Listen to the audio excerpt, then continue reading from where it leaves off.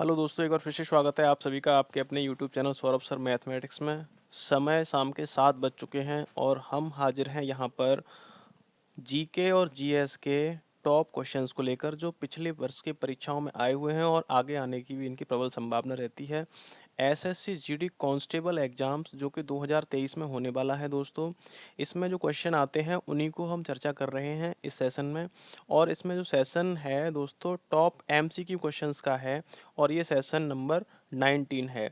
इससे पहले यदि आपने हमारे सेशंस को नहीं देखा है तो उन सेशंस को जाकर जरूर देख लें। बहुत ही महत्वपूर्ण प्रश्न है, अगर किसी भी एग्जाम की आप तैयारी करते हो तो उनके लिए। तो दोस्तों ये 19 नंबर सेशन है। आगे भी आपके सेशन मिलते रहेंगे। तो चैनल पर अगर पहली बार विजिट करें तो चैनल को सब्सक्राइब कर लें और पास में बेल आइकन को अवश्य दबा लें, जिससे कि आने वाले सेशन का नोटिफिकेशन आपको मिल जाएगा और आप अपनी तैयारी को अच्छे से आगे बढ़ा सकेंगे दोस्तों। तो एसएससी जीडी है दोस्तों यहाँ पर, और 25 क्वेश्चंस की बात की जाएगी और जो भी क्वेश्चन से रिलेटेड फैक्ट होंगे उनको भी यहाँ पर क्लियर किया जाएगा। दोस्तों यदि आप KVS, Super TET, railway, NTPC, police या स्टेट एग्जाम्स की कोई भी तैयारी कर रहे हैं तो ये भी आपके लिए सेशन महत्वपूर्ण उसमें भी होने वाला है। तो दोस्तों चलते हैं क्वेश्चन पर। क्वेश्चन आता है, पहला क्वेश्चन है, निम्नलिखित में से कौन सबसे कम समय के लिए उपराष्ट्रपति बने थे। तो निम्नलिखित में से कौन सबसे कम समय के लिए उपराष्ट्रपति पद पर आसीन रहा, कौन आसीन रहे थे दोस्तों। ऑप्शंस देख लेते हैं। ऑप्शन ए है doctor Zakir Hussain, option B है वीवी गिरी, ऑप्शन सी है वीडी जत्ती, ऑप्शन डी है एम हिदायतुल्लाह यानी मोहम्मद हिदायतुल्लाह। तो यहाँ पर चार ऑप्शन है दोस्तों, चार में से आपको कमेंट करने का तरीका पता है और नहीं पता है तो मैं बताता हूँ। जैसे कि आपका क्वेश्चन नंबर 1 है तो 1 का यदि ए आंसर है तो ए टाइप करना है, और बी है तो बी टाइप करना है, सी है तो सी टाइप करना है और डी है तो डी। आपका जो भी आंसर करेक्ट है दोस्तों उसको आपको टाइप करके हमारे पास भेजना है दोस्तों। और फटाफट से आप अपना आंसर कमेंट कर दीजिए। तो कौन सा आंसर है इसका दोस्तों, एक बार फिर से, कि निम्नलिखित में से कौन सबसे कम समय के लिए उपराष्ट्रपति पद पर आसीन रहा था। Doctor Zakir Husain, doctor V V Giri, doctor B D Jatti, doctor M Hidayatullah. ये चारों जो ऑप्शन दिए हैं दोस्तों, यह उपराष्ट्रपति पद पर आसीन रह चुके हैं। तो दोस्तों इनको बताएंगे। तो दोस्तों इसका जो करेक्ट आंसर है डॉक्टर वीवी गिरी, जो हैं सबसे कम समय के लिए अपने उपराष्ट्रपति पद पर आसीन रहे थे दोस्तों। और कब से कब तक रहे थे दोस्तों, यह तो 13 मई से लेकर 13 मई 1967 से लेकर दोस्तों ये 3 मई 1969 तक इनका कार्यकाल रहा था उपराष्ट्रपति के पद पर दोस्तों। अब यहाँ पर बात कर लेते हैं वीवी गिरी की। तो वीवी गिरी का जो पूरा नाम है दोस्तों, ध्यान से सुनिए, वाराहगिरी वेंकट गिरी। वाराहगिरी वेंकट गिरी वीवी गिरी का पूरा नाम है। और इनका जो दोस्तों जन्म हुआ था, इनका जो जन्म हुआ था वह उड़ीसा में हुआ था दोस्तों। कहाँ हुआ था? उड़ीसा में। उड़ीसा में इनका जन्म हुआ था वीवी गिरी का। इनको भारत रत्न से सम्मानित किया गया था। और दोस्तों यह चौथे नंबर के राष्ट्रपति थे। कौन से नंबर के थे दोस्तों? चौथे नंबर के यह राष्ट्रपति थे। और ये उपराज्यपाल उप राज्यपाल भी रह चुके थे उत्तर प्रदेश के, जिसमें राज्यपाल रह चुके थे और उपराष्ट्रपति भी यह रह चुके थे। जो कार्यकाल आपको मैंने बताया है, 3 मई 1967 से लेकर 13 मई 1967 से लेकर 3 मई 1969 तक का इनका कार्यकाल रह चुका है दोस्तों। तो ये आंसर आपका करेक्ट हो जाएगा कि निम्नलिखित में से कौन कम समय के लिए रहे थे। तो इन चारों ऑप्शंस में सबसे कम समय के लिए डॉक्टर वीवी गिरी उपराष्ट्रपति के पद पर रहे थे। चलते हैं दोस्तों नेक्स्ट क्वेश्चन की तरफ। अगला क्वेश्चन आता है, अंतर्राष्ट्रीय व्यापार का मूल आधार है। तो अंतर्राष्ट्रीय व्यापार का मूल आधार क्या है दोस्तों, बताना है आपको। ऑप्शंस दे रखे हैं। ऑप्शन ए है निरपेक्ष लाभ तथा तुलनात्मक लाभ दोनों होते हैं। ऑप्शन बी है केवल निरपेक्ष लाभ है। ऑप्शन सी है केवल सापेक्ष लाभ है। ऑप्शन डी है विनिमय दर है। तो चार ऑप्शन है दोस्तों, फटाफट से आप अपना आंसर कमेंट कर दीजिए कि अंतर्राष्ट्रीय व्यापार का मूल आधार क्या होता है दोस्तों। अंतर्राष्ट्रीय व्यापार का मूल आधार क्या होता है? तो दोस्तों इसका जो करेक्ट आंसर है, निरपेक्ष लाभ तथा तुलनात्मक लाभ दोनों हैं। अंतर्राष्ट्रीय व्यापार का जो मूल आधार है, निरपेक्ष लाभ और तुलनात्मक लाभ दोनों इसका आंसर हो जाएगा। चलते हैं दोस्तों नेक्स्ट क्वेश्चन की तरफ। अगला क्वेश्चन आता है, महत्वपूर्ण लघु उद्योग कौन सा है?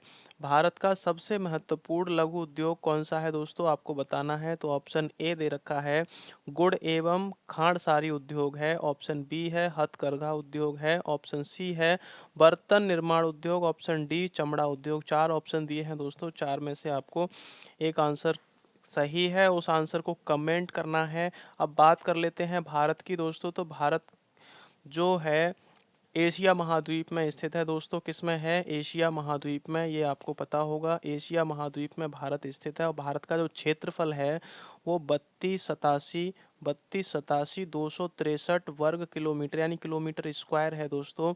3287 किलोमीटर स्क्वायर जो भारत का क्षेत्रफल है। और इसमें कुल राज्य हैं दोस्तों 28, और वर्तमान में राज्य 28 हैं और केंद्र शासित प्रदेश दोस्तों 8 हैं। कितने हैं?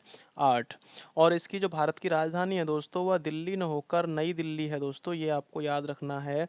नई दिल्ली भारत की राजधानी है। कौन सी है दोस्तों? नई दिल्ली। और एक क्वेश्चन और आता है कि भारत की खोज किसने की थी? तो भारत की खोज जो की थी दोस्तों वह किसने की थी, आपको बताना है। तो वास्को डिगामा ने की थी दोस्तों। किसने की थी? वास्को डिगामा ने भारत की खोज की थी दोस्तों। किसने की थी? वास्को डिगामा ने। और वास्को डिगामा ने कब भारत की खोज की थी दोस्तों? तो 1498 ईस्वी में भारत की खोज सन 1498 में की थी। ये आपको याद रखना है। और भारत की जो राजभाषा है दोस्तों वह हिंदी है। हिंदी भारत की जो राजभाषा है दोस्तों वह क्या है? हिंदी है। ये भी आपको याद रखना है। और वास्को डिगामा दोस्तों कहाँ से था? तो जो कालीकट पहुंचा था वो वास्को डिगामा पुर्तगाल का निवासी था।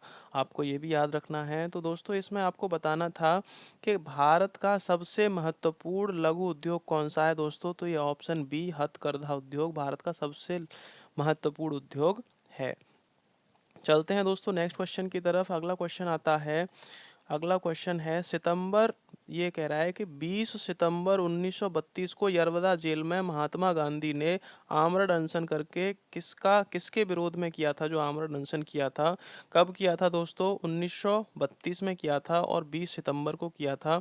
ऑप्शन ए है सत्याग्रहियों पर ब्रिटिश दमन के विरुद्ध किया था, ऑप्शन बी है गांधी इरविन पैक्ट के उल्लंघन में के विरुद्ध किया था, ऑप्शन सी है रैमसे मैकडोनाल्ड के सांप्रदायिक पांचाट के विरुद्ध किया था, ऑप्शन डी है कलकत्ता में सांप्रदायिक दंगे के विरुद्ध किया था। दोस्तों फटाफट से आप अपना आंसर कमेंट करेंगे कि 20 सितंबर 1932 को यरवदा जेल में महात्मा गांधी ने आमरण अनशन किसके विरोध में किया था? अब देखो दोस्तों महात्मा गांधी ने आमरण अनशन किया था, किसके विरोध में किया था आप कमेंट कर दीजिए। अब बात कर लेते हैं महात्मा गांधी की। तो महात्मा गांधी का जो पूरा नाम था मोहनदास करमचंद गांधी था दोस्तों। क्या नाम था? मोहनदास करमचंद गांधी। और इनके जो पिता का नाम था वह दोस्तों करमचंद था। क्या नाम था? करम चंद इनके पिताजी का नाम था। और इनकी माता का जो नाम था दोस्तों वह पुतली बाई था। क्या नाम था दोस्तों? पुतली बाई इनकी माता का नाम था। और इनका जो दोस्तों जन्म हुआ था वह 2 अक्टूबर 1869 में इनका जन्म हुआ था। कहाँ पर हुआ था दोस्तों? वह पोरबंदर में हुआ था। कहाँ हुआ था दोस्तों? पोरबंदर में हुआ था। जो पोरबंदर कहाँ पर है दोस्तों? वह गुजरात में है। कहाँ पर है दोस्तों? गुजरात में है पोरबंदर। और इनको राष्ट्रपिता किसने कहा था दोस्तों? तो सुभाष चंद्र बोस ने इनको राष्ट्रपिता कहा था दोस्तों। किसने कहा था? सुभाष चंद्र बोस ने इनको राष्ट्रपिता कहा था। और इनकी एक किताब थी दोस्तों, उसका नाम क्या था? तो माई एक्सपेरिमेंट विद ट्रुथ इनकी एक किताब थी। किसकी किताब थी दोस्तों? महात्मा गांधी की। तो महात्मा गांधी 20 अगस्त 1932 को यरवदा जेल में जब थे तो उन्होंने आमरण अनशन किसके लिए किया था दोस्तों?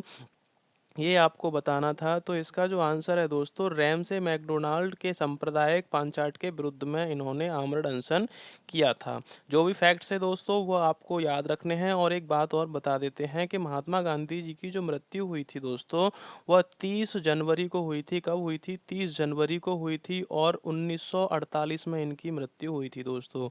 नाथूराम गॉडसे ने इनको जान से मार दिया था दोस्तों। ये आपको याद रखना है। चलते हैं नेक्स्ट क्वेश्चन की तरफ। अगला क्वेश्चन आता है भक्ति आंदोलन को दक्षिण भारत से लाकर उत्तर भारत तक प्रचारित करने का श्रेय किसको दिया गया है? तो किसको दिया जाता है दोस्तों? जो भक्ति आंदोलन था पहले दक्षिण भारत में था, फिर उसको उत्तर भारत में लाकर प्रचारित करने का श्रेय किसको जाता है? यानी किसने लाकर उत्तर भारत में इसको प्रचारित किया था? ऑप्शंस देख लेते हैं दोस्तों। ऑप्शन ए है Shankaracharya, option B Ramanuja, option C Ramanand, option D Kabir. 4 option है दोस्तों, फटाफट से 4 ऑप्शन में कौन सा आंसर आपका करेक्ट है, आंसर लगाइए दोस्तों। रामानंद सही है या रामानुज सही है या शंकराचार्य सही है या रामानंद है या रामानुज है या कबीर है दोस्तों, फटाफट से। क्योंकि भक्ति आंदोलन जो था दोस्तों वह दक्षिण भारत में था और उसको उत्तर भारत में लाकर प्रचार किया था। किसने किया था दोस्तों, यह आपको बताना है। तो दोस्तों इसका जो करेक्ट आंसर है दोस्तों रामानंद। रामानंद, स्वामी रामानंद ने ही भक्ति आंदोलन को उत्तर भारत में लाकर प्रचारित किया था, ये आपको याद रखना है। किसने किया था दोस्तों, स्वामी रामानंद ने। चलते हैं दोस्तों नेक्स्ट क्वेश्चन की तरफ। शंकर लाल गुरु समिति का संबंध किससे है? तो शंकर लाल गुरु समिति का संबंध किससे है? कृषि विपणन से है, कृषि उत्पादन से है, सार्वजनिक वितरण प्रणाली से है या कृषि निर्यात से है? 4 ऑप्शन है, फटाफट से आंसर कमेंट कीजिए दोस्तों। शंकर लाल गुरु समिति का जो संबंध था वह किससे था, आपको फटाफट से बताना है दोस्तों, जल्दी से बता दीजिए। तो दोस्तों इसका जो गठन किया गया था दोस्तों, तो अटल बिहारी वाजपेयी की सरकार में इसका गठन किया गया था दोस्तों। अटल बिहारी वाजपेयी की सरकार में इसका गठन हुआ था दोस्तों। और इसकी जो सिफारिशों की संख्या थी दोस्तों वह 45 थी। कितनी थी दोस्तों? 45 इसकी सिफारिशों की संख्या थी। और ये जो आधारित थी दोस्तों, यह किस पर आधारित थी? तो कृषि विपणन पर आधारित यह समिति थी। कृषि विपणन में सुधार के लिए इस समिति का गठन किया गया था दोस्तों। क्या अटल बिहारी वाजपेयी सरकार जो थी उसकी सरकार में इसका गठन हुआ था? और इसकी जो सिफारिशों की संख्या थी दोस्तों वह 45 थी। ये आपको इतना सा याद रखना है, इससे अतिरिक्त कुछ नहीं याद रखना। चलते हैं दोस्तों नेक्स्ट क्वेश्चन की तरफ। सेंट्रल बैंक के परिणाम स्वरूप उधार नियंत्रण उपाय में निम्नलिखित में से क्या शामिल नहीं है, आपको बताना है। तो दोस्तों यहाँ पर सेंट्रल बैंक, केंद्रीय बैंक, यानी केंद्रीय बैंक को ही सेंट्रल बैंक कहा जाता है, के परिणाम स्वरूप उधार नियंत्रण उपाय में निम्नलिखित में से क्या शामिल नहीं है? ऑप्शंस दे रखे हैं। नैतिक दबाव शामिल नहीं है, ऑप्शन बी है बैंक दर शामिल नहीं है, ऑप्शन सी खुला बाजार प्रचलन शामिल नहीं है, ऑप्शन डी नकदी रिजर्व अनुपात। इनमें से क्या है जो दोस्तों शामिल नहीं है? यहाँ बात की गई है दोस्तों सेंट्रल बैंक की। फटाफट से आप अपना आंसर कमेंट कीजिए। जब तक बात करते हैं सेंट्रल बैंक की, तो सेंट्रल बैंक, भारत का जो सेंट्रल बैंक है दोस्तों वह आरबीआई है, रिजर्व बैंक ऑफ इंडिया है, यानी भारतीय रिजर्व बैंक भारत का सेंट्रल बैंक है। और इसकी जो स्थापना हुई थी दोस्तों वह 1935 में हुई थी। 1935 में हुई थी दोस्तों स्थापना। इसका दिन अगर पूछता है तो 1 अप्रैल को दोस्तों बताना है। 1 अप्रैल 1935 में इसकी आरबीआई की स्थापना हुई थी दोस्तों। 1 अप्रैल 1935 में आरबीआई की स्थापना हुई थी। और इसके जो अभी गवर्नर हैं दोस्तों वह शक्तिकांत दास हैं दोस्तों। कौन है? शक्तिकांत दास इसके क्या हैं दोस्तों? गवर्नर हैं। अभी फिलहाल में जो वर्तमान में गवर्नर हैं शक्तिकांत दास हैं। और आरबीआई का दोस्तों जो मुख्यालय है वह मुंबई में है दोस्तों। कहाँ पर है? मुंबई में इसका मुख्यालय है दोस्तों। और ये क्या करती है दोस्तों, ये जो इसका जो आरबीआई है, आरबीआई जो करेंसी जारी करती है वो किस में जारी करती है? तो दोस्तों वह भारतीय रुपया में जारी करती है दोस्तों। किस में? भारतीय रुपया में यह करेंसी यानी मुद्रा जारी करती है, भारतीय रुपया में। और इसका दोस्तों जब राष्ट्रीयकरण हुआ था तो कब हुआ था? तो 1 जनवरी 1949 में इसका राष्ट्रीयकरण हुआ था। यह भारत का पूर्ण रूप से भारतीय बैंक बना था। तो दोस्तों सेंट्रल बैंक की अगर बात की जाए यहाँ पर, तो सेंट्रल बैंक ऑफ इंडिया नहीं है दोस्तों, ये सेंट्रल बैंक यानी केंद्रीय बैंक होता है। और केंद्रीय बैंक भारत का जो है दोस्तों वह आरबीआई है। अब बात कर लेते हैं दोस्तों इसके क्वेश्चन की, कि क्वेश्चन में आंसर क्या करेक्ट होगा। तो दोस्तों यह नैतिक जो दबाव है इसको शामिल नहीं करती है दोस्तों। बैंक दर नीति को शामिल करती है, खुला बाजार प्रचलन को शामिल करती है, नकदी रिजर्व अनुपात को शामिल करती है, लेकिन नैतिक दबाव को शामिल नहीं करती है दोस्तों। ये आपको याद रखना है। चलते हैं दोस्तों नेक्स्ट क्वेश्चन की तरफ। अगला क्वेश्चन आता है, निम्नलिखित में से किस संस्था का भारत की कृषि एवं ग्रामीण वित्त की आवश्यकता तक सीमित है? तो दोस्तों यहाँ पर ऑप्शन दे रखे हैं। भारतीय स्टेट बैंक, ऑप्शन बी है औद्योगिक वित्त निगम, ऑप्शन सी है नाबार्ड, ऑप्शन डी है भारतीय रिजर्व बैंक। दोस्तों यहाँ पर कहा क्या गया है, एक बार फिर से आप देख लीजिए कि यहाँ पर कहा गया है निम्नलिखित में से किस संस्था का भारत की कृषि एवं ग्रामीण वित्त की आवश्यकता पर तक सीमित है? तो दोस्तों option A, B, C, D, 4 option है दोस्तों। चारों ऑप्शन में आपको सही आंसर टिक करना है। तो दोस्तों भारतीय स्टेट बैंक क्या क्या सीमित है? औद्योगिक वित्त निगम सीमित है क्या? नाबार्ड नाबार्ड सीमित है या भारतीय रिजर्व बैंक सीमित है? दोस्तों फटाफट से इसका आंसर बताइए। तो दोस्तों इसका जो करेक्ट आंसर है नाबार्ड बैंक है। क्या है दोस्तों? नाबार्ड। और नाबार्ड की जो दोस्तों स्थापना हुई थी वह 12 जुलाई 1982 में इसकी स्थापना हुई थी। दोस्तों कब हुई थी? 12 जुलाई 1982 में इसकी स्थापना हुई थी। और जो नाबार्ड का दोस्तों मुख्यालय है वह मुंबई में है। नाबार्ड का जो मुख्यालय है दोस्तों मुंबई में है। और इसकी जो दोस्तों प्रबंध निदेशक हैं अभी फिलहाल में तो गोविंदा राजुलू चिंतला इसके जो प्रबंध निदेशक हैं दोस्तों। कौन है? गोविंदा राजुलू चिंतला। और बात करते हैं दोस्तों नाबार्ड की, तो नाबार्ड का जो फुल फॉर्म आता है दोस्तों national bank for agriculture and rural development के लिए इसको यूज किया जाता है। इसकी जो फुल फॉर्म है एक बार फिर से सुने, national bank for agriculture and rural development, यानी इसको हिंदी में कह सकते हैं राष्ट्रीय कृषि और ग्रामीण विकास बैंक। तो दोस्तों यह नाबार्ड है। नाबार्ड ही राष्ट्रीय कृषि कृषि एवं ग्रामीण विकास बैंक, यानी कृषि भारत की कृषि एवं ग्रामीण वित्त की आवश्यकता तक सीमित है। तो दोस्तों कौन सी सीमित है? वह नाबार्ड बैंक आपकी सीमित है। ये आपको दोस्तों याद रखना है। चलते हैं दोस्तों नेक्स्ट क्वेश्चन की तरफ। अगला क्वेश्चन आता है, क्वेश्चन नंबर है 9। क्वेश्चन नंबर 9 में बोला गया है कि 1867-68 में भारत के प्रति व्यक्ति आय 20 रुपए थी। यह सर्वप्रथम अविनिश्चित किया। तो किसने अविनिश्चित किया था दोस्तों के 1867-68 में जो आय थी भारत की प्रति व्यक्ति वह 20 रुपए थी। अब ये किसने बताया था? तो ऑप्शन ए है M G Ranade, option B है सर डब्ल्यू हंटर ने, ऑप्शन सी है आर सी दत्त ने, ऑप्शन डी है दादा भाई नौरोजी ने। 4 ऑप्शन दिए हैं दोस्तों, फटाफट से आंसर कमेंट कीजिए कि 1867-68 में ही एक ऐसे महानुभाव थे जिन्होंने ये बता दिया था दोस्तों कि भारत की प्रति व्यक्ति आय जो है वो कितनी है? तो वह 20 रुपए है। तो दोस्तों इसका करेक्ट आंसर ए है या बी है या सी है या डी है? फटाफट से आप अपना आंसर कमेंट कीजिए दोस्तों, क्या हो सकता है? तो इसका आंसर दोस्तों ऑप्शन डी एकदम करेक्ट आंसर है। दोस्तों क्या करेक्ट आंसर है? ऑप्शन डी एकदम से करेक्ट आंसर है। ऑप्शन डी यानी दादा भाई नौरोजी, दादा भाई नौरोजी एकदम करेक्ट आंसर दोस्तों हो जाएगा। अब बात कर लेते हैं दादा भाई नौरोजी के बारे में। तो दादा भाई नौरोजी को grand old man of India, grand old man of India, grand old man of India के नाम से भी जाना जाता है दोस्तों, यानी भारत का वयोवृद्ध पुरुष के नाम से भी जाना जाता है दोस्तों। और यह भारतीय राष्ट्रीय जो कांग्रेस थी, इंडियन नेशनल कांग्रेस की 3 बार अध्यक्षता कर चुके हैं दोस्तों। कितनी बार अध्यक्षता कर चुके हैं? यह 3 बार इंडियन नेशनल कांग्रेस की अध्यक्षता कर चुके हैं। और यह हाउस ऑफ कॉमन्स के भी सदस्य रह चुके हैं दोस्तों। यह दादा भाई नौरोजी को grand old man of India, ये तो समझ लीजिए कि एक क्वेश्चन ऐसा है कि grand old man of India किसको कहा जाता है? तो दादा भाई नौरोजी को कहा जाता है। और हिंदी में भी आता है कभी कभी कि भारत का वयोवृद्ध पुरुष किसे पुकारा जाता है, किसका नाम है, किसको जाना जाता है? तो वो भी grand old man of India यानी दादा भाई नौरोजी को ही जाना जाता है। और उन्होंने ये बताया था कि 1867-68 में भारत की प्रति व्यक्ति आय 20 रुपए थी। यह सर्वप्रथम अविनिश्चित किया था। तो किसने किया था दोस्तों? वह दादा भाई नौरोजी ने ही किया था। चलते हैं नेक्स्ट क्वेश्चन की तरफ। अगला क्वेश्चन आता है, राज्यसभा कब भंग की जाती है दोस्तों? तो कब भंग की जाती है ये आपको बताना है कि राज्यसभा जो है कब भंग की जाती है। ऑप्शन देख लेते हैं। ऑप्शन ए है 5 वर्ष बाद, ऑप्शन बी है राष्ट्रपति शासन में, ऑप्शन सी है संकटकालीन स्थिति में, ऑप्शन डी है राज्यसभा कभी भंग नहीं की जा सकती है।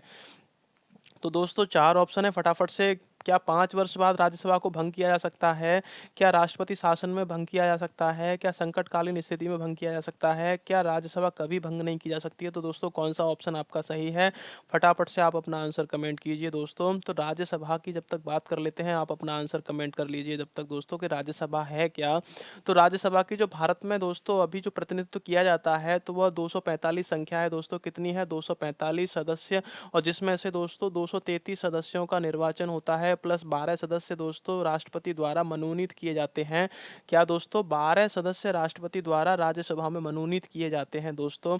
और अभी फिलहाल में जो राज्यसभा के जो सभापति हैं दोस्तों वह जगदीप धनखड़ हैं। जगदीप धनखड़ हैं दोस्तों। कौन है? जगदीप धनखड़ हैं। और जगदीप धनखड़ कौन है दोस्तों? हमारे भारत के उपराष्ट्रपति हैं। और राज्यसभा के जो सभापति होते हैं दोस्तों वही भारत के उपराष्ट्रपति होते हैं। बात करते हैं दोस्तों राज्यसभा की। तो राज्यसभा का जो कार्यकाल होता है दोस्तों वह 6 वर्ष का कार्यकाल होता है। कितना होता है? 6 वर्ष का कार्यकाल होता है दोस्तों। यह स्थायी सदन होता है दोस्तों। क्या होता है? स्थायी सदन होता है दोस्तों। यह अस्थायी सदन नहीं होता है। और इसकी अगर बात की जाए दोस्तों तो यह सदन कभी भंग नहीं किया जा सकता है। ऑप्शन डी आपका एकदम करेक्ट आंसर हो जाएगा दोस्तों कि राज्यसभा को कभी भंग नहीं किया जा सकता है।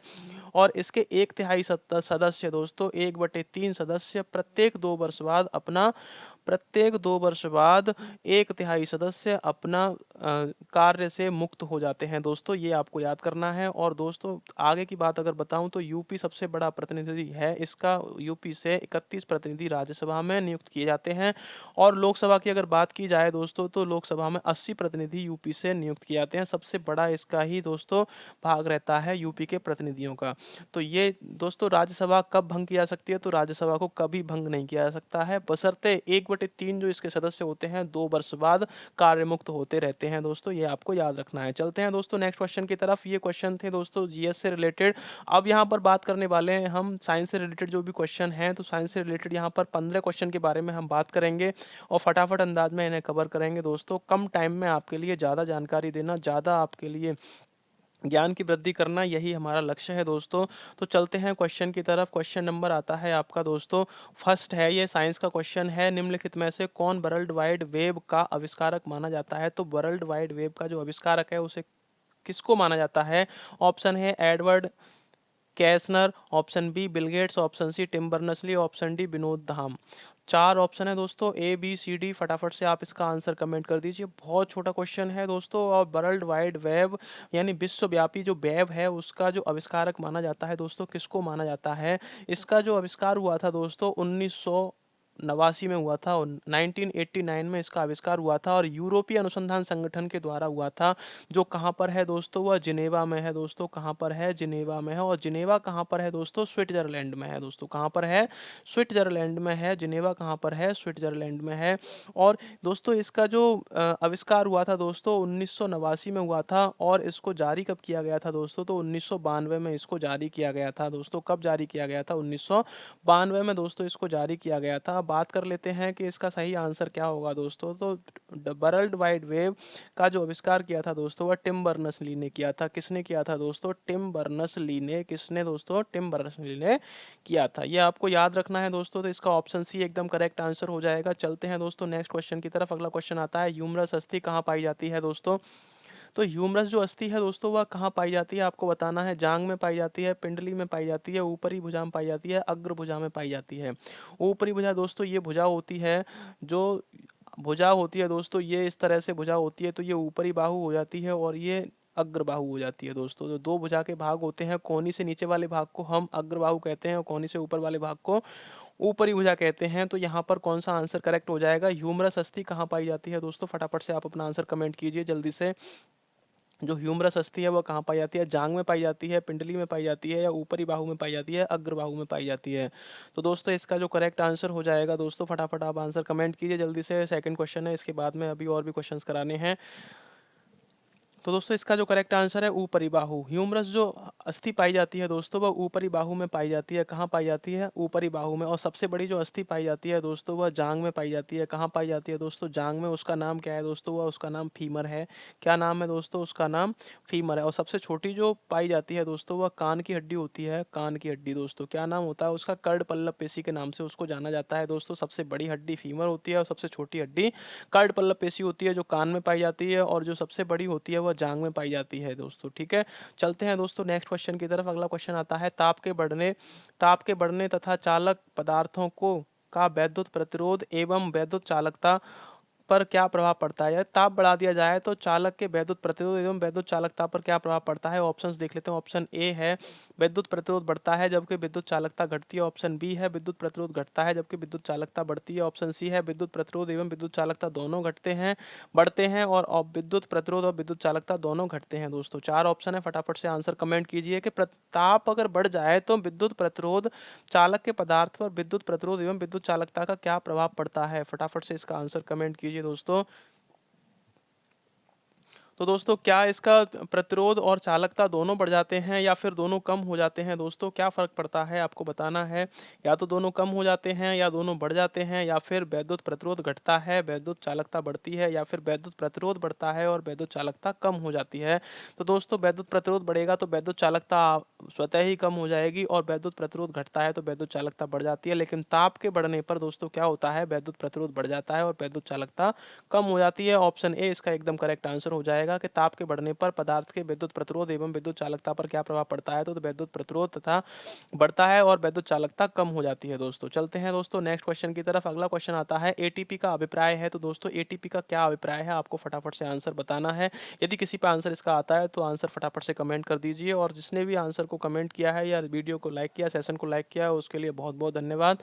सभी का स्वागत है आपका इसमें सेशन में। और दोस्तों नहीं किया है तो आप फटाफट से लाइक कर दीजिए दोस्तों। यहाँ पर क्वेश्चन नंबर 4 है, साइंस से रिलेटेड है दोस्तों। एटीपी का अभिप्राय क्या है। तो एटीपी का अभिप्राय क्या है बताना है आपको। ऑप्शन है adenosine triphosphate, option B adenine triphosphate, option C है एडेनिन टेट्राफॉस्फेट, ऑप्शन डी है एडिनोसिन टेट्राफॉस्फेट। 4 ऑप्शन है दोस्तों, option A, option B, option C, option D. 4 option में से फटाफट आप आंसर कमेंट कीजिए दोस्तों, क्या आंसर इसका हो सकता है। तो एटीपी का जो फुल फॉर्म होता है दोस्तों वो आपको बताना है। एटीपी का क्या फुल फॉर्म होता है, फटाफट से अपना आंसर कमेंट कीजिए दोस्तों। एटीपी का जो फुल फॉर्म है, तो दोस्तों इसका जो आंसर सही हो जाएगा एकदम से, वह हो जाएगा दोस्तों एडिनोसिन ट्राइफॉस्फेट। एडिनोसिन ट्राइफॉस्फेट यानी ट्राइफॉस्फेट है, न कि टेट्राफॉस्फेट हो। तो एडिनोसिन ट्राइफॉस्फेट एटीपी। ए से एडिनोसिन, टी से ट्राई और फॉस्फेट से पी से फॉस्फेट, तो एडिनोसिन ट्राइफॉस्फेट। एडिनोसिन ट्राइफॉस्फेट आपका आंसर हो जाएगा दोस्तों। ऑप्शन ए एकदम से करेक्ट आंसर है। एटीपी का अभिप्राय एडिनोसिन ट्राइफॉस्फेट है। चलते हैं दोस्तों नेक्स्ट क्वेश्चन की तरफ। अगला क्वेश्चन आता है निम्न वर्णित विद्युत चुम्बकीय तरंगों। निम्न वर्णित यानी ये विद्युत चुम्बकीय तरंगें नीचे दे रखी हैं, इलेक्ट्रोमैग्नेटिक वेव्स दे रखी हैं दोस्तों, में न्यूनतम आवृत्ति यानी कि फ्रीक्वेंसी, आवृत्ति बोलते हैं दोस्तों फ्रीक्वेंसी को, की तरंगें हैं। तो निम्न वर्णित विद्युत चुम्बकीय तरंगें यानी इलेक्ट्रोमैग्नेटिक जो वेव हैं उनमें से कौन सी की आकृति न्यूनतम होगी दोस्तों बताना है। ऑप्शंस दे रखे हैं दोस्तों, गामा किरणें, ऑप्शन बी है एक्स किरणें, ऑप्शन सी है सूक्ष्म तरंगें, ऑप्शन डी है रेडियो एक्टिव तरंगें दोस्तों। 4 ऑप्शन है। गामा किरणों की आवृत्ति न्यूनतम होती है, या एक्स किरणों की होती है, या सूक्ष्म तरंगों की होती है, या रेडियो तरंगों की होती है दोस्तों। फटाफट से आंसर आपको कमेंट करना है, जल्दी से आंसर कमेंट कर दीजिए दोस्तों, इसका आंसर क्या होगा। फटाफट से इसका आंसर कमेंट कीजिए दोस्तों। जो रेडियो तरंगों की जो आवृत्ति होती है दोस्तों वह इन सभी तरंगों में सबसे कम होती है। गामा किरणों की सबसे अधिक होती है, एक्स किरणों की कम होती है, और सूक्ष्म तरंगों की और कम होती है। लेकिन रेडियो तरंगों की जो आवृत्ति होती है दोस्तों वह और भी कम होती है। और इनकी आवृत्ति कितनी होती है दोस्तों ये भी पता होना चाहिए। तो 10 सेंटीमीटर से लेकर 100 किलोमीटर तक की दोस्तों इनकी आवृत्ति होती है। 10 सेंटीमीटर से लेकर 100 किलोमीटर के बीच में इनकी आवृत्ति होती है, ये दोस्तों आपको याद रखना है। तो सबसे कम निम्न जो ये वर्णित हैं जो आपकी एक्स किरणें हैं, एक्स रेज हैं, वाई रेज हैं, गामा रेज हैं, और माइक्रो वेव्स हैं, और रेडियो वेव्स हैं। तो सबसे कम जो आवृत्ति होती है दोस्तों वो रेडियो वेव्स की होती है, ये आपको याद रखना है। चलते हैं दोस्तों नेक्स्ट क्वेश्चन की तरफ। अगला क्वेश्चन आता है टिबिया नामक हड्डी किस में पाई जाती है दोस्तों। ये आपको बताना है कि टिबिया नामक जो हड्डी है वह किस में पाई जाती है। ऑप्शन ए खोपड़ी में पाई जाती है, टांग में पाई जाती है, भुजा में पाई जाती है, या मुंह में पाई जाती है। टिबिया नामक हड्डी है, टिबिया नामक हड्डी कहाँ पर पाई जाती है आपको फटाफट कमेंट करना है। ऑप्शन ए खोपड़ी, ऑप्शन बी टांग, ऑप्शन सी भुजा, ऑप्शन डी मुंह।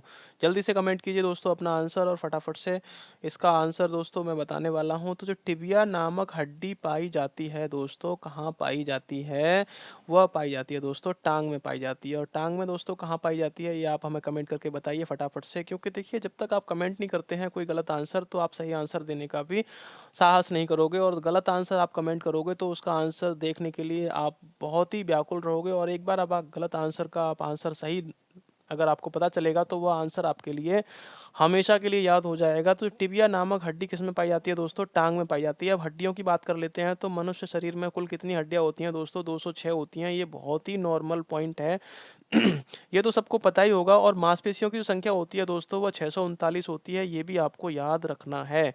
कितनी होती है दोस्तों, 639 मांसपेशियों की संख्या होती है, और हड्डियों की संख्या 206 होती है। चलते हैं दोस्तों नेक्स्ट क्वेश्चन की तरफ। अगला क्वेश्चन है किस पौधे का फल भूमि के नीचे पाया जाता है। तो बताइए कौन सा पौधा ऐसा है जिसका फल भूमि के नीचे पाया जाता है। कौन सा पौधा है भूमि के नीचे फल पाया जाता है। आलू क्या भूमि के नीचे फल पाया जाता है, गाजर है, मूंगफली है, या प्याज है।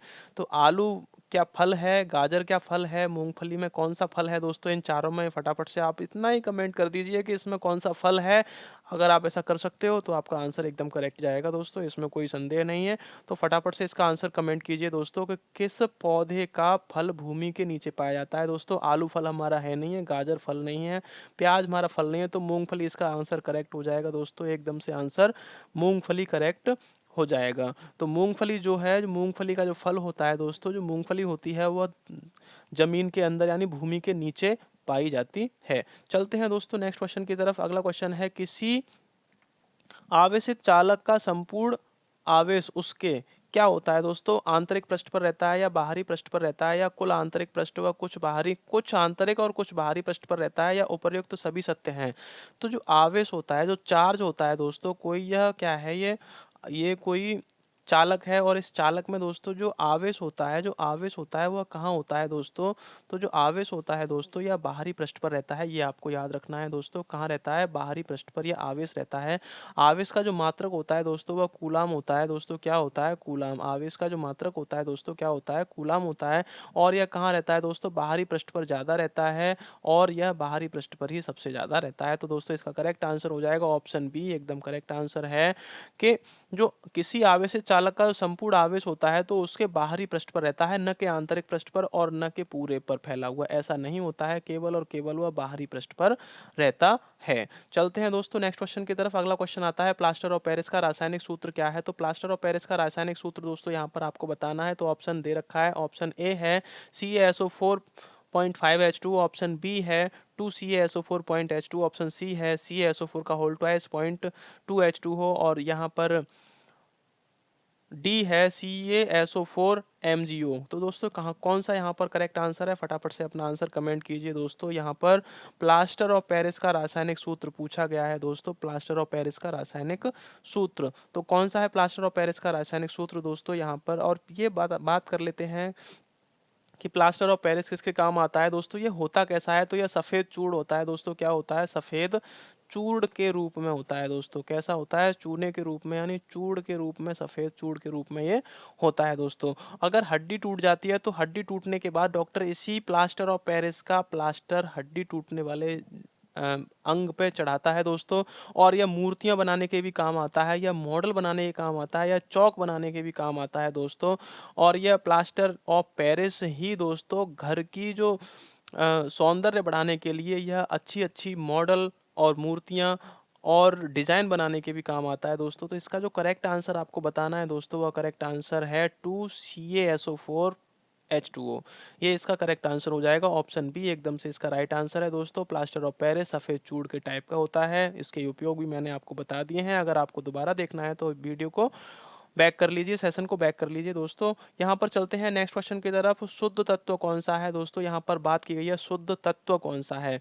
तो शुद्ध तत्व के बारे में बात की है। कांच शुद्ध है या सीमेंट शुद्ध है या सोडियम शुद्ध है या इनमें से कोई नहीं शुद्ध है। तो दोस्तों यहाँ पर मिक्सचर नहीं होना चाहिए, यानी कि अगर कोई तत्व है उसमें मिक्सचर होगा तो वह शुद्ध तत्व नहीं होगा। अगर कोई भी बिना मिक्सचर का कोई भी तत्व है ऐसा इसमें, जो कि उसमें कि कोई मिक्सिंग करके नहीं बनाया गया है, उसको वो फ्रीडम है, वो फ्री है एकदम से, ऐसा तत्व है, या वो कोई मेंडलीफ की जो आवर्त सारणी है उसमें दिया हुआ कोई तत्व है, उसका यहाँ पर कोई संकेत मिलता है दोस्तों आपको, तो वही हमारा शुद्ध तत्व होगा। तो कांच की अगर बात कर लेते हैं दोस्तों, तो कांच हमारा मिक्सचर है। कांच मिक्सचर किसका है दोस्तों? बालू का मिक्सचर है दोस्तों कांच। बालू के साथ में दोस्तों क्या होता है दोस्तों? सोडा होता है दोस्तों। क्या होता है? सोडा होता है। और दोस्तों तीसरा होता है चूना। ये तीन चीजों से मिलकर बना होता है दोस्तों कांच। बालू, सोडा, चूना से मिलकर बनता है दोस्तों। सीमेंट की अगर बात कर लेते हैं दोस्तों, तो सीमेंट में चूना होता है और दोस्तों सीमेंट में पत्थर होता है दोस्तों। क्या होता है? पत्थर होता है। और सीमेंट में दोस्तों क्या होता है? क्ले दोस्तों। क्या होता है? क्ले। तीन चीजें होती हैं। अगर सोडियम की बात की जाती है तो सोडियम का दोस्तों जो सूत्र होता है Na होता है दोस्तों। और ये 11वें नंबर पर दोस्तों मेंडलीफ की आवर्त सारणी में ये मिलता है दोस्तों। तो सोडियम जो है दोस्तों वह शुद्ध तत्व के रूप में है। यहाँ पर किस तत्व के रूप में है? शुद्ध तत्व के रूप में, बाकी इनमें से कोई नहीं। अगर ये भी हमारा मिक्सचर होता तो हमारा करेक्ट आंसर डी होता, लेकिन हमारा आंसर यहाँ पर एकदम से सही है, सी आंसर। तो सोडियम जो है दोस्तों वह शुद्ध रूप में है। चलते हैं दोस्तों अगले क्वेश्चन की तरफ। दोस्तों यदि आप मैथमेटिक्स की तैयारी कर रहे हैं तो इस चैनल के माध्यम से मैथमेटिक्स की भी तैयारी अच्छे से बिल्कुल बेसिक से कराई जाती है। ये मत समझिए कि आप पे मैथ नहीं आता है। अगर आप अच्छे से तैयारी करेंगे, क्लासेस लेंगे, तो आपको बिल्कुल अच्छे से मैथ आएगा दोस्तों। और बिल्कुल बेसिक से मैथ पढ़ाया जाता है दोस्तों। यहाँ पर बात करते हैं, यहाँ पर देखो आगे सेशन आने वाले की, तो हर एक सेशन में दो तरह से क्वेश्चंस को लिया गया है। पहले क्वेश्चंस हैं कुछ जो कि आपके रिलेटेड हैं जीएस से, और उसमें मिक्स कर दिए गए हैं दोस्तों बाद में से क्वेश्चन हैं वो आपके साइंस से। तो साइंस भी काफ़ी आती है, वो जीएस में भी इंक्लूड होकर आती है दोस्तों। इसी तरह से आपके सेशन आगे चलते रहेंगे। कुछ समय में हम आपके लिए लेकर आने वाले हैं ऑनलाइन टेस्ट सीरीज, जो कि आप ऑनलाइन टेस्ट दे सकते हैं दोस्तों। तो यहाँ पर बात कर लेते हैं क्वेश्चन नंबर 11 की दोस्तों। यदि आपने चैनल पर आकर सेशन को लाइक नहीं किया है तो लाइक कर लीजिए, और जिन्होंने लाइक कर लिया है उनका बहुत बहुत स्वागत है एक बार फिर से सभी का क्लास में। तो दोस्तों यहाँ पर बात करते हैं, निम्नलिखित में से कौन सा एक औषधीय पादप राजस्थान में संकटग्रस्त वंश की श्रेणी में आता है। तो कौन सा ऐसा पादप है जो राजस्थान में संकटग्रस्त वंश की श्रेणी में आता है दोस्तों। ऑप्शन ए है एस्पेरागस, ऑप्शन बी है केशिया, ऑप्शन सी है कोमीफोरा, ऑप्शन डी है विथानिया। तो चार ऑप्शन है दोस्तों, फटाफट चार में से आंसर एक हमारा सही होगा, जो कि संकटग्रस्त वंश में आता है, औषधीय पादप है और राजस्थान में आता है संकटग्रस्त पादप में। तो कौन सा है? ऑप्शन ए सही है, बी सही है, सी सही है, डी सही है। चार ऑप्शन है, फटाफट से आंसर अपना कमेंट कीजिए दोस्तों, इसका आंसर क्या हो सकता है। तो इसका जो कोमीफोरा है दोस्तों, यह संकटग्रस्त पादप है। कहाँ पर है दोस्तों? राजस्थान में है। आपको दोस्तों ये याद रखना है, जो कोमीफोरा है वो संकटग्रस्त पादप है और औषधीय पादप है दोस्तों। कहाँ पर है? राजस्थान में पाया जाता है, और वो भी वहाँ पर संकटग्रस्त है। नेक्स्ट चलते हैं दोस्तों अगले क्वेश्चन की तरफ। क्वेश्चन नंबर 12 है, एक आदर्श वोल्ट मीटर का प्रतिरोध कितना होता है दोस्तों। आदर्श वोल्ट मीटर की यहाँ पर बात की गई है दोस्तों। आदर्श वोल्ट मीटर का प्रतिरोध कितना होता है। ऑप्शन ए है 0, ऑप्शन बी है 1, ऑप्शन सी है 1 से कम, ऑप्शन डी है अनंत। चार ऑप्शन है दोस्तों। एक आदर्श वोल्ट मीटर का प्रतिरोध कितना होता है, फटाफट से आप आंसर कमेंट करके बताइए। तो दोस्तों आदर्श वोल्ट मीटर जो होता है वह किसके काम आता है दोस्तों, ये भी आप पर आना चाहिए। जो वोल्ट मीटर होता है दोस्तों वह किसके काम आता है। जो वोल्ट मीटर है यहाँ पर हमारा, वो किसके काम आता है दोस्तों। तो यह विभवांतर या विभव मापने के काम आता है दोस्तों। क्या मापने के काम आता है? विभव मापने के दोस्तों यह काम आता है। और दोस्तों जो विभव मापने के काम आता है, तो परिपथ में इसको कैसे लगाया जाता है दोस्तों। तो परिपथ में इसको सदैव समांतर क्रम में लगाया जाता है दोस्तों, श्रेणी क्रम में नहीं लगाया जाता है, समांतर क्रम में लगाया जाता है। और समांतर क्रम दोस्तों क्या होता है ये आपको बताना है। मैं आपको यहाँ बनाकर दिखा देता हूँ कि समांतर क्रम कैसा होता है। परिपथ में इसको समांतर क्रम में लगाया जाता है, श्रेणी क्रम में नहीं लगाया जाता है। तो दोस्तों आगे ये जो आदर्श वोल्ट मीटर होता है दोस्तों, उसी तरह एक आदर्श अमीटर होता है। क्या होता है? अमीटर। और जिसका जो प्रतिरोध होता है दोस्तों वह 0 होता है। किसका दोस्तों? अमीटर का प्रतिरोध 0 होता है। और आदर्श वोल्ट मीटर का जो प्रतिरोध होता है दोस्तों वह अनंत होता है। ये आपको याद रखना है दोस्तों। क्या होता है? आदर्श वोल्ट मीटर का जो प्रतिरोध होता है दोस्तों वह अनंत होता है, ये आपको याद रखना है। और वोल्ट मीटर का जो प्रतिरोध होता है एम्पियर का, अमीटर, अमीटर से क्या होता है दोस्तों? विद्युत धारा मापी जाती है एम्पियर में, तो उसका जो प्रतिरोध होता है दोस्तों वह 0 होता है। ये आपको याद रखना है। चलते हैं दोस्तों नेक्स्ट क्वेश्चन की तरफ। वृत्तीय सड़क पर बात करते हैं यहाँ पर वृत्तीय सड़क की। तो वृत्तीय जो सड़क होती है, वृत्तीय जो सड़क होती है दोस्तों, पर ब्रेकिंग करने का उद्देश्य क्या होता है दोस्तों। वृत्तीय सड़क पर ब्रेकिंग करने का उद्देश्य क्या होता है। ऑप्शन ए है केंद्रापसारी बल प्रदान करना, ऑप्शन बी है केंद्राभिसारी बल प्रदान करना, ऑप्शन सी है केंद्र कोणीय वेग प्रदान करना, ऑप्शन डी है केंद्रापसारी त्वरण प्रदान करना। जैसे कि दोस्तों ये हमारा कोई वृत्त है, वृत्ताकार पथ है। इस पर हमें, जैसे अगर हम यहाँ से जा रहे हों तो इस पर घूमने के लिए हमें थोड़ी सी ब्रेकिंग करनी पड़ती है। तो उससे हमारा होता क्या है, हमें थोड़ा केंद्र की तरफ, यहाँ ये केंद्र है इसका, तो इसकी तरफ हमारी जो गाड़ी होती है दोस्तों अगर चलाई हो तो वो उस तरफ, केंद्र की तरफ हमें थोड़ा सा झुकना पड़ता है। तो किसके कारण झुकना पड़ता है दोस्तों? कि अपना बैलेंस हमारा बना रहे और हमारी गाड़ी न रुके, और दूसरा हमारी गाड़ी न गिरे। यदि हम इस पर इस तरह घूमते हुए गाड़ी को थोड़ा सा नहीं झुकाएंगे दोस्तों, तो क्या होगा, हमारी गाड़ी आगे निकल जाएगी, और आगे निकलने के बाद हम मार्ग से विचलित हो जाएंगे दोस्तों। तो इसीलिए यहाँ पर ये होता है। अब बात आती है यहाँ पर दोस्तों बार बार केंद्र की। तो केंद्र, केंद्र तो है, केंद्रापसारी होता है दोस्तों बाहर का रास्ता, और केंद्राभिसारी होता है अंदर का रास्ता। तो इसका जो करेक्ट आंसर है दोस्तों, केंद्राभिसारी बल प्रदान करने के लिए ब्रेकिंग यानी बैंकिंग की जाती है। बैंकिंग जो की जाती है दोस्तों किसके लिए, यानी झुकाव, जो वृत्तीय सड़क पर जो झुकाव होता है दोस्तों वह किस कारण से किया जाता है। तो केंद्राभिसारी बल प्रदान करने के लिए दिया जाता है। इसको अभिकेंद्र बल के नाम से भी जाना जाता है दोस्तों। किसके नाम से? अभिकेंद्र, अभिकेंद्र बल के नाम से भी इसको जाना जाता है दोस्तों। और इसको इंग्लिश में अगर कहा जाए तो सेंट्रीफ्यूगल फोर्स के नाम से भी इसको जाना जाता है। सेंट्रीफ्यूगल फोर्स होता है, इसलिए दोस्तों उस तरफ हमें झुकना पड़ता है। उसी को बैंकिंग कहते हैं दोस्तों। क्या कहते हैं? बैंकिंग कहते हैं? इस सेशन का दोस्तों सेकंड लास्ट क्वेश्चन है ये, शरीर की विशालतम धमनी है कौन सी धमनी दोस्तों शरीर की विशालतम धमनी है, ये आपको बताना है। क्वेश्चन नंबर 14 है, ऑप्शन ए है वेना केवा, ऑप्शन बी है एरोटा, ऑप्शन सी है कोशिका, ऑप्शन डी है निलय। 4 ऑप्शन दिए हैं दोस्तों, फटाफट से आप अपना आंसर कमेंट कर दीजिए दोस्तों कि इसका आंसर आपका क्या होगा, कि शरीर की जो विशालतम धमनी है दोस्तों वह कौन सी है। फटाफट अपना आंसर कमेंट कीजिए, जो विशालतम धमनी है वह कौन सी है। तो दोस्तों वेना केवा है या एरोटा है या कोशिका है या निलय है, तो दोस्तों ये आपको बताना है कौन सी धमनी ऐसी है। दोस्तों ये जो धमनी है विशाल धमनी, ये एरोटा धमनी है। और एरोटा धमनी के बारे में अगर हम जानना चाहें तो दोस्तों वो क्या है, यह मुख्य धमनी है दोस्तों। क्या है ये, मेन धमनी है, मुख्य धमनी है। और ये दिल के बाएं निलय से आती है दोस्तों। जो दिल का जो बायां निलय होता है दोस्तों, दिल का जो बायां निलय होता है दोस्तों, वह दिल के बाएं निलय से होकर आती है और ऑक्सीजन पूरे शरीर में ले जाती है। वहां से निकलती हुई दोस्तों ये क्या करती है, ऑक्सीजन पूरे शरीर में ले जाती है। तो कौन सी धमनी है दोस्तों विशालतम धमनी, जो है वो एरोटा विशालतम धमनी है। ऑप्शन बी एकदम से करेक्ट आंसर हो जाएगा 14वें क्वेश्चन का। चलते हैं नेक्स्ट क्वेश्चन की तरफ। अगला क्वेश्चन आता है, क्वेश्चन नंबर है 15, निम्नलिखित में से कौन विटामिन कॉम्प्लेक्स है। कौन सा विटामिन कॉम्प्लेक्स है, ऑप्शन ए है carotene, option B riboflavin, option C है इंसुलिन, ऑप्शन डी है एड्रेनालिन। तो दोस्तों कौन सा विटामिन कॉम्प्लेक्स है, कॉम्प्लेक्स से दोस्तों आपको याद आता है कि विटामिन जो बी होता है वह बी विटामिन कॉम्प्लेक्स विटामिन होता है। और बी विटामिन इनमें से कौन सा विटामिन बी है आपको बताना है दोस्तों। विटामिन क्या है ये भी आपको आना चाहिए, कि कोई पूछ लेता है अगर आपको एग्जाम में कि विटामिन क्या है, तो विटामिन दोस्तों कार्बनिक यौगिक है दोस्तों। क्या है, कार्बनिक कार्बनिक यौगिक है दोस्तों। क्या है, कार्बनिक यौगिक।